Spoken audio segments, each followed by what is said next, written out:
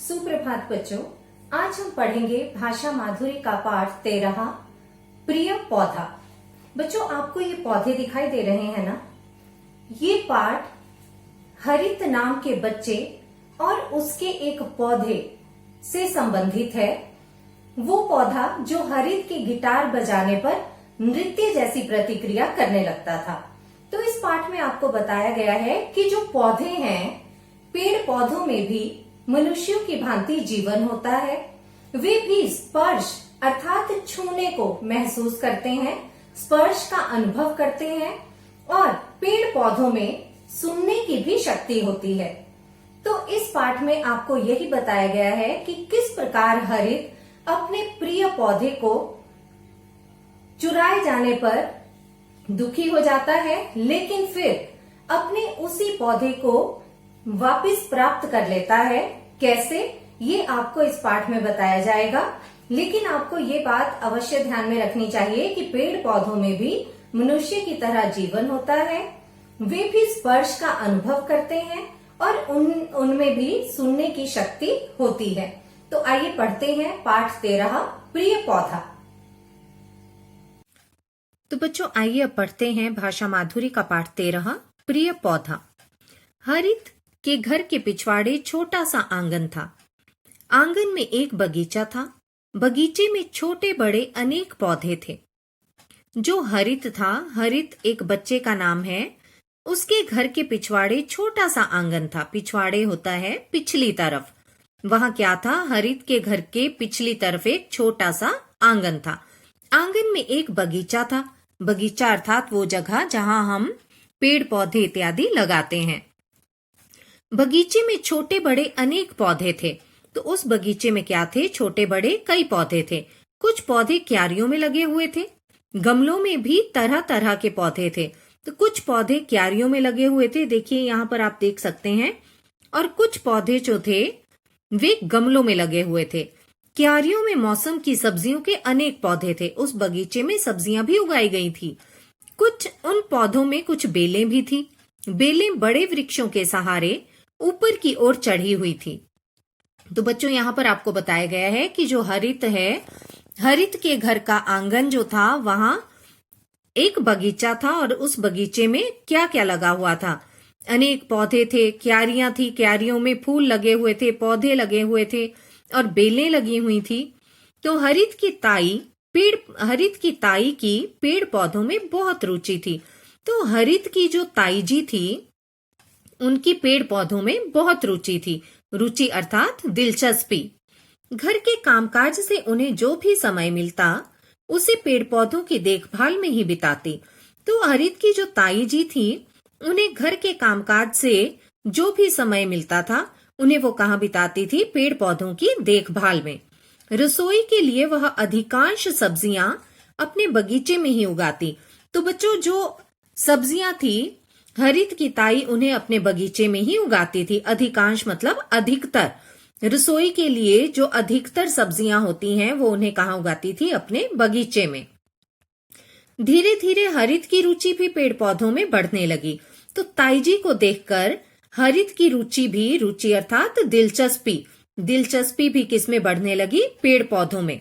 वह बगीचे के कार्यों में अपनी ताई का हाथ बटाने लगा। एक बार हरित की ताई को किसी आवश्यक कार्य से शहर जाना पड़ा। उनकी अनुपस्थिति में हरित ने पेड़ पौधों की देखभाल बहुत लगन से की। तो बच्चों, एक बार क्या हुआ? हरित की ताई जी को अपने किसी काम से शहर जाना पड़ा। तो उनकी अनुपस्थिति अर्थात उनकी गैर हाजिरी में, जब ताई जी घर पे नहीं थी, तो उनकी गैर हाजिरी में हरित ने ही पेड़ पौधों की देखभाल की। और उसने उन पेड़ पौधों की देखभाल कैसे की? बहुत लगन से। ताई ने जब वापस आकर अपना बगीचा देखा तो बहुत प्रसन्न हुई। उन्होंने उसकी पीठ थपथपाई। अब ताई जी ने हरित की पीठ थपथपाई, मतलब उसे शाबाशी दी। कुछ दिन बाद वह अपनी ताई को पेड़ पौधों के विषय में नए नए सुझाव देने लगा।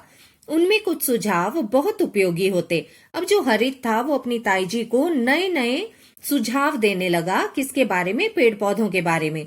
और उनमें से कई सुझाव तो बहुत ही अच्छे होते। हरित गिटार भी बजाता था।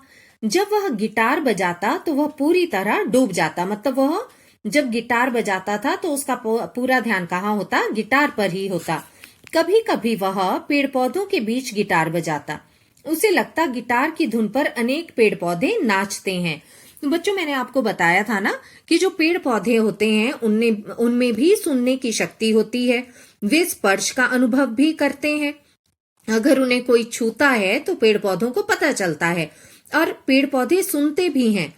तो जब हरित गिटार बजाता था तो उसे क्या लगता था कि उसकी गिटार की धुन पर कई पेड़ पौधे नाचने लगते हैं, अर्थात नाचने जैसी प्रतिक्रिया करते हैं। गिटार बजाते हुए पेड़ पौधों की क्रियाओं पर वह दृष्टि रखने लगा। अब हरित जो था वो जब गिटार बजाता था तो पेड़ पौधे क्या करते थे? हिलने लगते, ऐसा लगता वो नाच रहे हैं। तो अब उनकी क्रियाओं पर, अर्थात जो वो करते थे पेड़ पौधे, जिस तरह की क्रियाएं करते थे उन पे अब हरित दृष्टि रखने लगा, मतलब नजर रखने लगा। उसे लगता कि एक पौधा उसके गिटार की धुन पर विशेष आकर्षित है।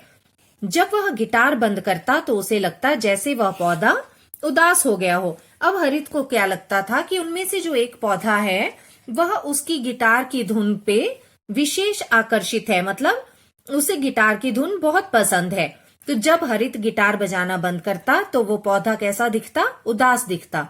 पौधे की इस क्रिया के बारे में हरित ने अपनी ताई से बात की। अब हरित ने अपनी ताई से कहा कि पौधा ऐसा ऐसा करता है, मुझे लगता है कि वो जब मैं गिटार बजाता हूँ तब वो पौधा नाचने लगता है। तब ताई जी ने क्या बताया हरित को? ताई ने बताया भारतीय वैज्ञानिक जगदीश चंद्र बसु ने अपने प्रयोगों द्वारा सिद्ध करके सबसे पहले बताया था कि पेड़ पौधों में भी मनुष्यों के समान जीवन है। वह भी मनुष्यों की भांति स्पर्श इत्यादि का अनुभव करते हैं। तो ताई ने बताया कि जो भारतीय वैज्ञानिक जगदीश चंद्र बसु जी थे, उन्होंने सबसे पहले ये सिद्ध किया था, उन्होंने खोज की थी कि जो पेड़ पौधे होते हैं उनमें भी मनुष्यों के समान, मनुष्यों की तरह जीवन होता है। और वे भी मनुष्यों की तरह किसका अनुभव करते हैं? स्पर्श का। अर्थात अगर कोई उन्हें छूता है तो उन्हें पता चलता है। और उनमें भी सुनने की शक्ति होती है।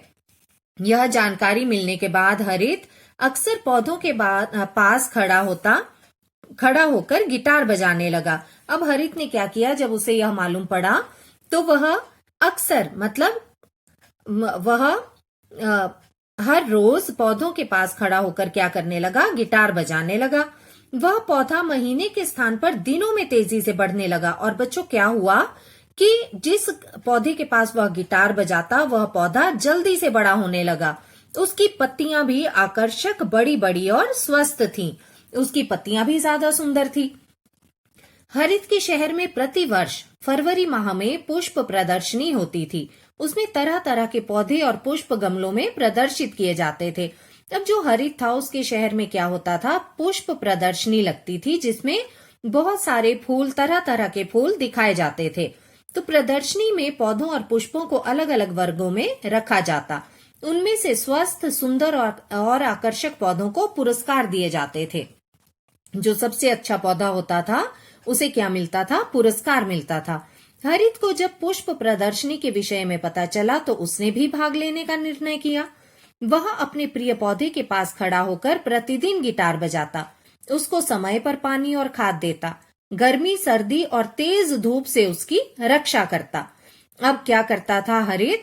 अपने पौधे की बहुत अच्छे से देखभाल करता था। उन्हें गर्मी और सर्दी से बचाता था, तेज धूप से उनकी रक्षा करता था और रोज, प्रतिदिन अर्थात रोज पौधे के पास खड़ा होकर क्या करता था? गिटार बजाता था। और गिटार की धुन पर वह पौधा ऐसी क्रिया करता जैसे नृत्य कर रहा हो। तो पौधा क्या करता था? ऐसा लगता था, ऐसे हिलता था मानो वो नृत्य कर रहा हो। अब पुष्प प्रदर्शनी में एक दिन शेष रह गया। हरित को पूरा विश्वास था कि उसके पौधे को अवश्य पुरस्कार मिलेगा। इस विश्वास के साथ वह सो गया। नींद में भी वह पुरस्कार पाने का सपना देखता रहा। सुबह जब उसकी नींद खुली तो वह अपने बगीचे में गया। उसे अपना प्रिय पौधा नहीं दिखाई दिया। वह परेशान हो गया। वह भागा भागा अपनी ताई के पास रसोई में गया। उसने ताई से पौधे के विषय में पूछा। ताई ने कहा कि उसने पौधा नहीं देखा। वह रोने लगा। ताई ने उसे चुप कराते हुए कहा, जिसने पौधा चुराया है वह उसे प्रदर्शनी में जरूर लेकर आएगा। हम उसे वहां पकड़ लेंगे। अब बच्चों क्या हुआ कि जब प्रदर्शनी में एक दिन शेष रह गया तो हरित पूरे विश्वास में था कि उसी के पौधे को पुरस्कार मिलेगा और वह यह सोचते सोचते सो गया। लेकिन जब सुबह उसने देखा तो सुबह जब वह उठा तो उसने क्या देखा कि उसका पौधा चोरी हो गया है और वह रोता हुआ ताई जी के पास गया। तो ताई जी ने उसे कहा कि तुम उदास मत हो, जिसने भी पौधा चुराया है वह उसे प्रदर्शनी में जरूर लाएगा और हम उसे वहां पकड़ लेंगे। अब पकड़ने के लिए भी उन्होंने एक योजना बनाई जो आपको मैं यहाँ बताऊंगी। अगले दिन पुष्प प्रदर्शनी प्रारंभ हुई। हरित वहां पहले ही पहुंच गया। उसका पौधा उसके मोहल्ले के एक लड़के ने अपने नाम से प्रदर्शित किया हुआ था। अब उसने वहां क्या देखा कि उसका जो पौधा है वो किसी और लड़के ने उसके नाम से वहां अपने नाम से रखा हुआ है। जिसने वो पौधा चुराया था उसने अपने नाम से उस पौधे को वहां रखा था। हरित ने प्रदर्शनी के आयोजकों को अपने पौधे के बारे में बताया। अब हरित ने क्या किया, जो प्रदर्शनी के आयोजक थे, मतलब जिन्होंने प्रदर्शनी लगाई थी, उसका आयोजन किया था। आयोजक होता है बच्चों प्रबंध करने वाला। जिन्होंने उस प्रदर्शनी का प्रबंध किया था उन्हें हरित ने इस बारे में बताया कि उसका पौधा चोरी हो गया है और उसने यह भी बताया कि पौधा गिटार की धुन सुनकर नृत्य जैसी क्रिया करता है। आयोजकों ने पौधा एक कमरे में रख दिया। तो उन्होंने क्या किया, आयोजकों ने उस पौधे को एक कमरे में रखवा दिया। हरित ने वहां गिटार बजाया। पौधे ने नृत्य जैसी क्रिया की। यह देखकर सब दंग रह गए। तो क्या हुआ, हरित ने उस पौधे के सामने गिटार बजाई और जैसे ही गिटार बजाई तो क्या हुआ, पौधा हिलने लगा और ऐसा लगा जैसे नृत्य कर रहा हो। यह देखकर सब दंग रह गए। लगा जैसे पौधा झूम रहा हो। आयोजक बाहर आए तो देखा कि पौधे को अपने नाम से प्रदर्शित करने वाला लड़का गायब था। अब बच्चों वो लड़का वहां से भाग चुका था जिसने चोरी की थी, क्योंकि हरित को अपना पौधा मिल गया था। हरित ने जब गिटार बजाई तो पौधा झूमने लगा और सभी को पता चल गया कि ये झूमने वाला पौधा किसका है, हरित का है, जो कि हरित की गिटार की आवाज सुनकर झूमने लगता है। तो इस तरह हरित का पौधा उसको वापस मिल गया। हरित के माता पिता, ताऊ ताई तथा बहन नम्रता भी वहां पहुंच गए। हरित के झूमते पौधे को सर्वश्रेष्ठ पौधे का पुरस्कार मिला। और किसे पुरस्कार मिला? हरित के पौधे को। कौन सा पुरस्कार? सर्वश्रेष्ठ पौधे का, मतलब सबसे अच्छे पौधे का। इस घटना को वर्षों बीत गए। अब हरित अब वनस्पति शास्त्र का होनहार विद्यार्थी है। अब बताया गया कि जो हरित है अब वो क्या है, वनस्पति शास्त्र का एक बहुत होनहार अच्छा विद्यार्थी है। और इस घटना को अब वर्षों बीत चुके हैं। तो बच्चों, जो पेड़ पौधे होते हैं ना, उनमें भी जान होती है। वे भी स्पर्श का अनुभव करते हैं और उन्हें भी सुनाई देता है। उनमें भी सुनने की क्षमता होती है। और सबसे बड़ी बात कि हम अगर पेड़ पौधों को प्यार से रखें, उन्हें धीमा धीमा संगीत सुनाएं, तो वे जल्दी से बड़े होते हैं और बहुत स्वस्थ और सुंदर दिखाई पड़ते हैं। तो ये तो थी पौधों के बारे में जानकारी।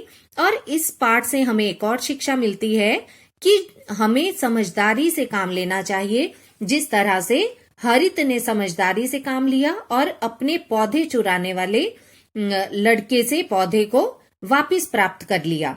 तो इस तरह बच्चों, आपके जीवन में भी अगर कभी कोई मुश्किल आती है तो क्या करना चाहिए? समझदारी से कार्य करना चाहिए, समझदारी से काम लेना चाहिए। और आप इस पाठ को ध्यान से पढ़ेंगे और इसके द्वारा दी गई सीख को अपने जीवन में अपनाएंगे। धन्यवाद।